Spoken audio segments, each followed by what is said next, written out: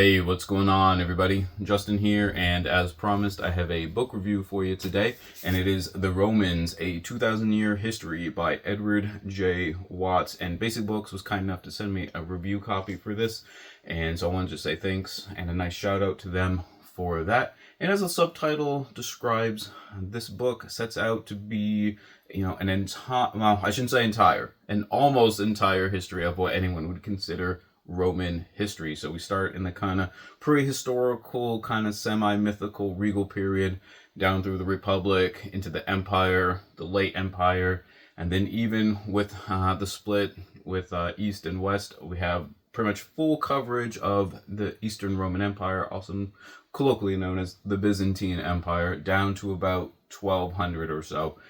Which is actually when the narrative cuts off, as we'll get to that in a little bit, I guess.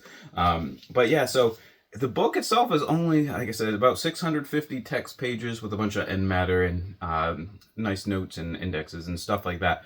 However, 600 pages sounds like a lot. It's not a lot for, 2,000 years of history. So I have a lot of mixed feelings about this book, and I've kind of hinted at that quite a bit. But the book does quite a few things well. And some things maybe in my opinion, just like kind of was a little neglectful. But let's just go ahead and get started. So I think first of all, the book does set out what its purpose is, as in like kind of giving the entire history. A lot of, Roman history books, survey books, are just kind of dealing with either the Republic or the Empire. Even a lot of times the later Roman Empire, once you hit like kind of the crisis of the 3rd century, things kind of taper off, and then you kind of just vaguely have the fall. Or some books only focus on, the dominant period and the fall of, the Western Roman Empire. The Byzantine Empire often just kind of gets mentioned as, Constantinople's like over there, and, the split and everything, and the East is just kind of doing its own thing, even though really, like, the East is, like, the half that survives for another 1,100 years or so, and is wealthier and has more people and is kind of actually doing a lot more most of the time. They get a lot of short shrift as well. So in the sense that you kind of get a nice kind of cohesive overview of the entire period, like I said, from the regal period down through when the Crusader states take over in the 13th century and during the Fourth Crusade. It is quite comprehensive in that aspect. One other part that I do like is, even though a lot of focus eras are touched upon maybe a little bit more, obviously like the fall of the Republic, for example, that's always going to get like a lot of coverage, kind of dealing with the kind of conflicts, dealing with the collapse of the Western Roman Empire, stuff like that. I feel like overall, the same amount of weight and like page count was roughly given to, except some of the earlier portions, obviously, when we just don't have as much stuff kind of dealing with like the early Republic and especially like the regal period and stuff. Obviously that's covered a little bit faster, but once we get into the kind of the more of the historical record from like say the Second Punic War onwards, most eras and like centuries are covered in fairly roughly comparable amount of depth and stuff, which I actually really enjoy, because like I said, a lot of times you kind of get this hyper fixation on like the 2 generations of the fall of the Republic, from roughly like 80 to like 40 BCE and stuff, when a lot of stuff was still happening in other periods and everything. So I liked how like the crisis of the 3rd century was covered fairly well. The entire Byzantine history is about a third of the book or so. The West is kind of just gone at that point.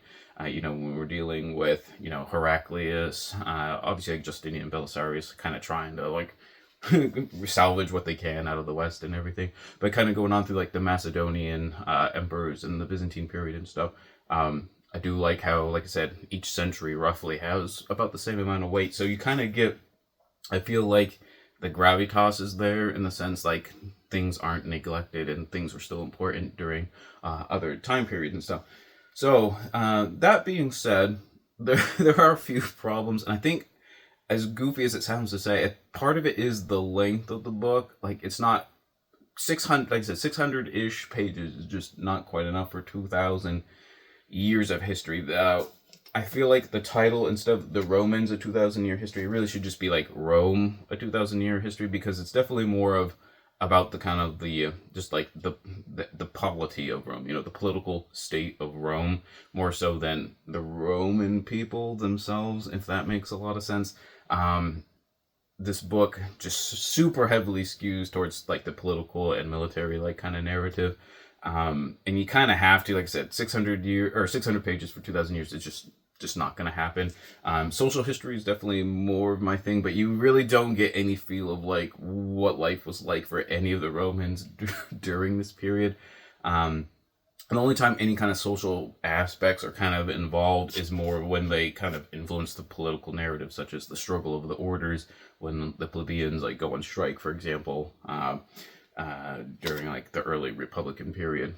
So, like I said, if you just want like kind of the narrative chronological events, like I wouldn't go as far as to say it's a chronicle, but you definitely kind of just feel like the pacing, like since the pacing is so even for like kind of each generation, each century kind of like era and stuff, it just kind of keeps chugging along like, there is no digressions on like social history really.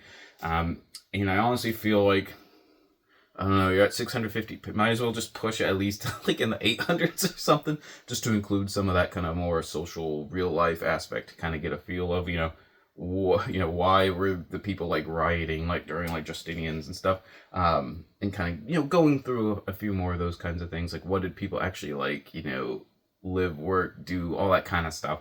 I just felt like that was, I know that's not necessarily what the book is about, but like I said, I feel like it should be more like Rome, a 2,000-year history, rather than the Romans. I will say there are a few plates and maps in the book. However, the plates are in black and white, which is kind of sad. There's a few of them. I feel like there could have been a few more plates on a book of this size as well. But that's kind of a minor thing. I guess not all books even have to have plates and stuff. My last concern would be, I'm not 100% sure who the target audience for this book is. It's a fairly decent sized book for someone who, I guess theoretically, is like their first foray into Roman history. I think that's who it should be for.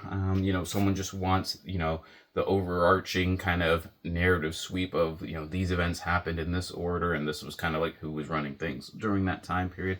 It's a little bit of a big book for, I guess, like your first kind of foray into Roman history, and but I will say that would be good in the sense they would kind of get the the Republican, the Empire, and the Byzantine stuff kind of all on the same roof, which I think is actually pretty nice.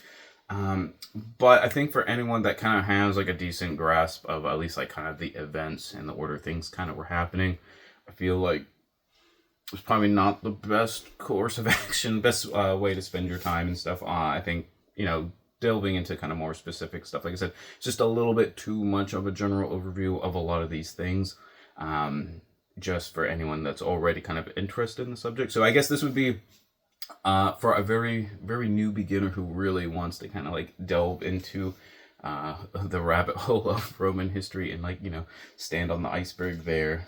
I guess this would be a pretty decent introduction, like I said, as far as following and getting a grasp of the chronological narrative. So let me know down below what you think, if this would be a book that you would be interested in. I'm always glad to hear when people are kind of taking dives into nonfiction in general and stuff. So if you have any good Roman history recommendations, leave some comments down below. I have plenty of like other ancient history and Roman recommendation videos as well if you want to check those out.